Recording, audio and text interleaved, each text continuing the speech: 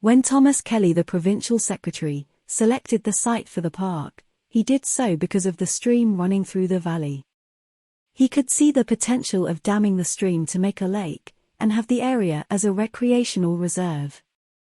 To form the lake, the stream was dammed between the Band Rotunda and waterfall, for which the plans and specifications were initially supplied by Thomas Kelly.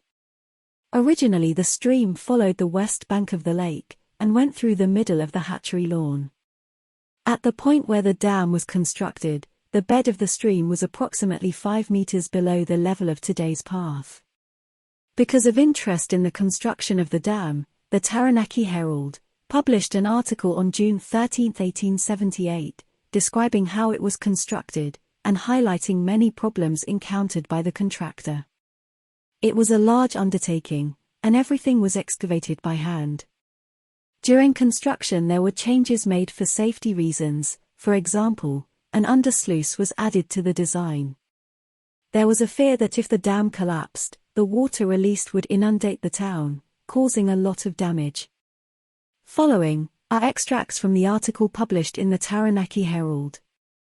It is now nearly 5 months since the contract to do the work was taken by Mr. Neal, and, notwithstanding many drawbacks, it has been completed to the entire satisfaction of the board.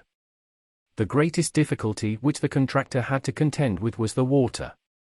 Owing to the peculiar formations of the ground, it was not possible to divert the stream, therefore it was found necessary to form a cofferdam, some little distance above the works, in order to carry the stream, by a race cut in the side of the hill, clear of the proposed foundation, about 80 feet across.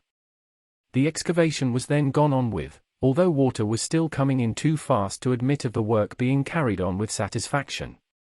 The springs burst out in many directions, the strongest ones at the sides of the excavations. These springs did not show until the contractor had got down about 7 feet, through stiff black soil, very much like peat, evidently the stream's deposit for many years, for it was full of leaves, sticks, etc., some of them being as green as if plucked the day before. The contractor now introduced a Californian pump, and found that by plying it every half hour the water could be kept down. Beneath this layer of black soil was a bed of volcanic ashes about 2 inches thick, resembling powdered pumice stone. It was quite gritty, and evidently not wood ashes. This was resting on a bed of very greasy white clay, about 2 feet in thickness.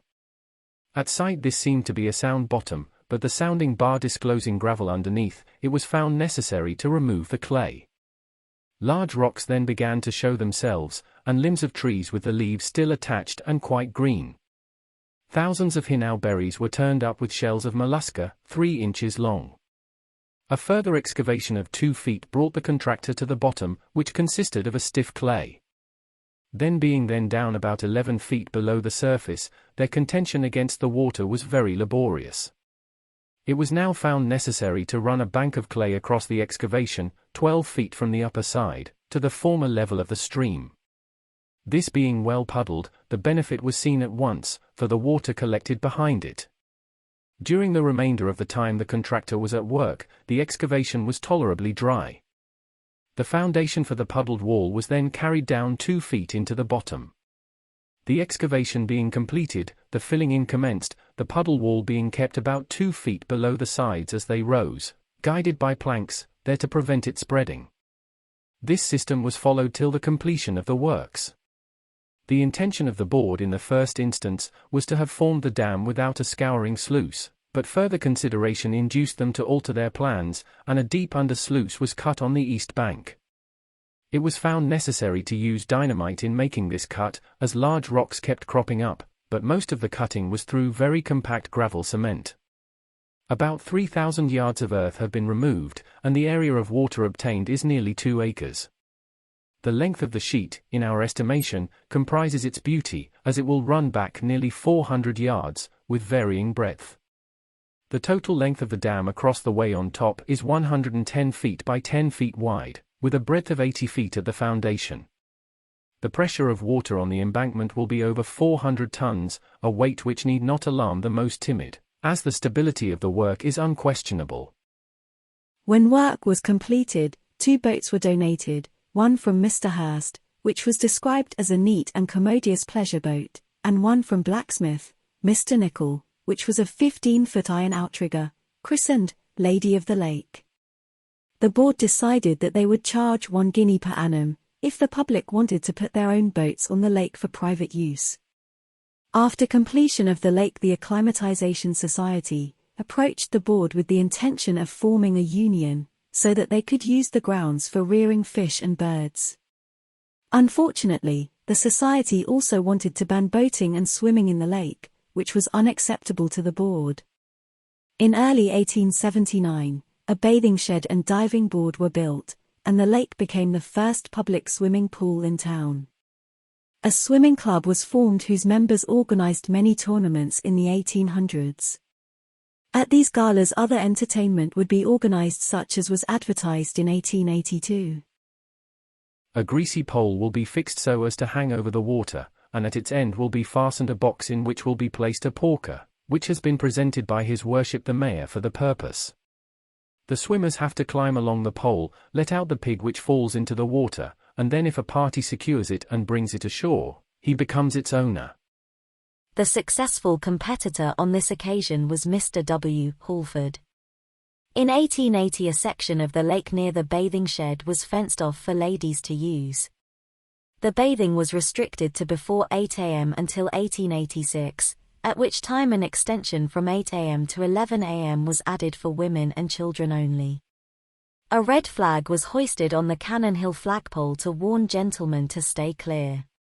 Swimming in the lake became less popular after the public baths were opened, but it was still used at times for swimming, until the 1920s. In 1886, the area of the lake was increased by removing a spit of land on the east side of the lake, immediately south of the Poets' Bridge, in a section of the lake known as the Dardanelles. In the same year, fishing licenses were introduced, costing 10 shillings and 6 pence. Then in 1892, a small part of the lake in front of the rotunda was reclaimed to make the promenade wider. This was probably the location of the undersluice. Until 1893, the path on the east side of the lake only went a short distance past the Poets' Bridge, at which time a small bridge spanned the eastern stream coming down from Brooklands, allowing people to cross onto the spit of land, with a path going to the southern border of the grounds, through what is now Goodwin Dell. This changed when the boat shed and boat shed bridge were built. The tip of the spit of land was broken up and 2 islands were created. The boat shed and boat shed bridge were both replaced in the 1950s. The bridge had to be replaced following a catastrophic collapse in 1953, while a visiting rugby team was stood on it, plunging them into the shallow water. Fortunately, nobody was seriously injured. The new bridge was designed by the city engineer Raymond Mainland and constructed by Thompson and Williams. It cost approximately £1,800, which came from the Graham bequest. The boat shed was replaced in 1957. The new building was designed by well-known local builder, Arthur Sanford, and constructed by Mr. R. M. Clough.